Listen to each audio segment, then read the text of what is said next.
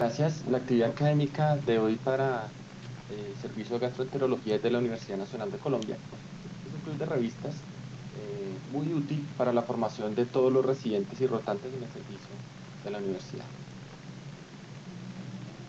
El día de hoy vamos a discutir este artículo publicado de manera reciente, el 2 de abril del año en curso, en una revista de alto impacto, el New England Journal of Medicine, sobre el momento de realización de la endoscopia para hemorragia digestiva alta. La hemorragia digestiva alta es una emergencia médica, es un motivo frecuente de hospitalización en gastroenterología y tiene una mortalidad global del 10%. La endoscopia digestiva alta se ha considerado el examen de elección debido a que es tanto diagnóstica como terapéutica. Y la mayoría de recomendaciones y guías de práctica clínica recomiendan hacerla en las primeras 24 horas. Es importante cuando se atiende a un paciente con una hemorragia digestiva alta, estimar el riesgo que tiene este paciente de tener un resangrado o de morir por causa de la hemorragia.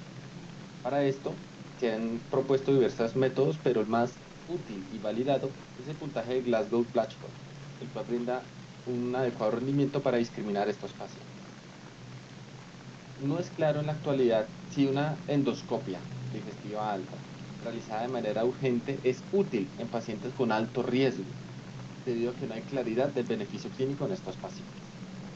Por lo tanto, se realiza el estudio con el objetivo de determinar si en pacientes con hemorragia digestiva alta de alto riesgo de resangrado o muerte, una endoscopia urgente desarrollada en las primeras 6 horas previene resangrado o mejora los desenlaces comparado con una endoscopia temprana, esto es entre la hora 6 y la hora 24 de presentado el evento.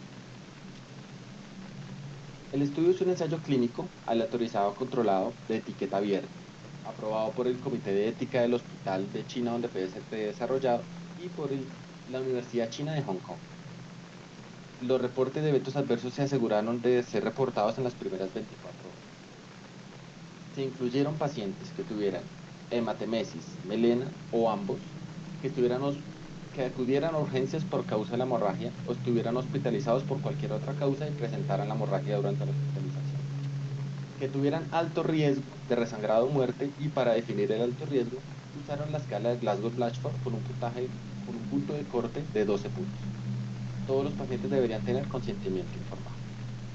Se excluyeron pacientes menores de 18 años, incapaces de dar consentimiento informado, embarazadas, moribundos por enfermedad terminal, pacientes inestables, en choque y que a pesar de la resucitación con cristaloides no lograran la estabilidad hemodinámica.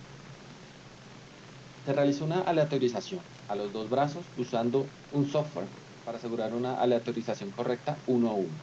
La intervención era una endoscopia en las primeras 6 horas, que llamaremos urgente, o hacerla a la mañana siguiente de realizada la valoración, pero siempre garantizando que fuera antes de las primeras 24 horas. A esto le vamos a llamar endoscopia temprana. Todos los pacientes recibieron omeprazol, un esquema de 80 miligramos en bolo y una infusión de 8 miligramos por hora por 72 horas. Y cuando la hemorragia era de origen varicoso, se aseguró vasoactivo y antibiótico según las buenas prácticas clínicas. Se realizó una endoscopia de vías digestivas altas cuando el paciente tenía una emergencia de la misma, cuando había resangrado o choque a pesar de haber recibido el manejo médico. Cuando se documentó sangrado por úlceras, se hizo tratamiento con hemoclips, termocoagulación y con adrenalina inyectada. Cuando se trataba de un sangrado de origen varicoso, esofágico o gástrico, se hizo ligadura con banda en los casos de varice esofágica o inyección de cianocrilato en los casos de varice gástrica. El desenlace primario fue muerte por cualquier causa a los primeros 30 días.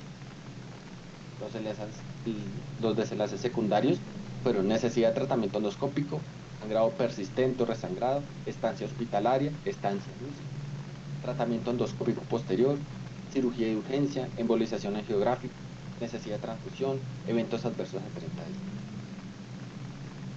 Se aseguró garantizar un poder de al menos 80% y la capacidad de encontrar al menos una diferencia de 8% de mortalidad entre un paciente y el otro.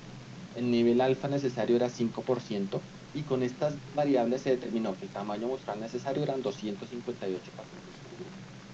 y se consideró una diferencia significativa, encontrar una diferencia de mortalidad de al menos el 50% entre un brazo y el otro. Se hizo un análisis por intención de tratar y se utilizaron algunos métodos estadísticos. Para encontrar el tiempo a desenlace, se utilizó el test de Ion-RAG.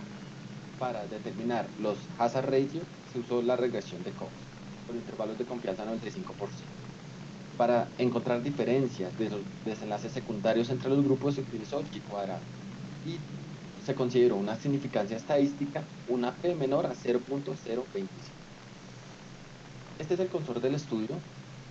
Se hizo una valoración de 4.715 pacientes y de estos 516 cumplieron los criterios para ser aleatorizados, 258 en cada grupo. Podemos ver que al finalizar el seguimiento de los 30 días, se logró hacer el seguimiento de la totalidad de los pacientes. Los 258 de cada grupo fueron analizados al final y fueron analizados en un análisis de intención de tratar. Esta es la tabla 1 con las características basales de los pacientes, 258 cada grupo, y con respecto a edad, signos vitales, estado clínico y comorbilidades, los grupos se encontraban adecuadamente. La causa más frecuente de sangrado en ambos grupos fue la úlcera gástrica, la úlcera péptica, 61% aproximadamente en ambos grupos. Y el grado de origen varicoso fue 9% en un grupo, 7% en el otro. Adecuadamente balanceados ambos grupos. Con respecto al momento de realización de la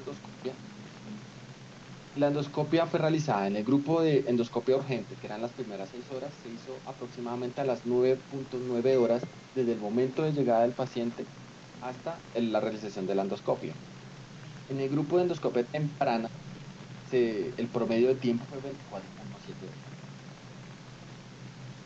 Esta es la distribución de los pacientes con respecto a la hora de presentación y la hora en que se realizaba la endoscopia.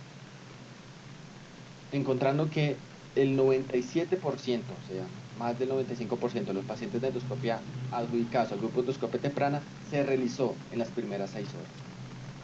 Solamente un paciente de estos 258 pacientes se le realizó la endoscopia de manera tardía, después de las 24 horas.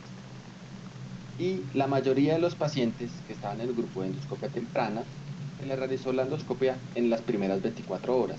Sin embargo, a un 5.9% de ellos se les realizó la endoscopia en las primeras 6 horas. Estos fueron pacientes que hubo necesidad de adelantar la endoscopia por inestabilidad hemodinámica o resangrado.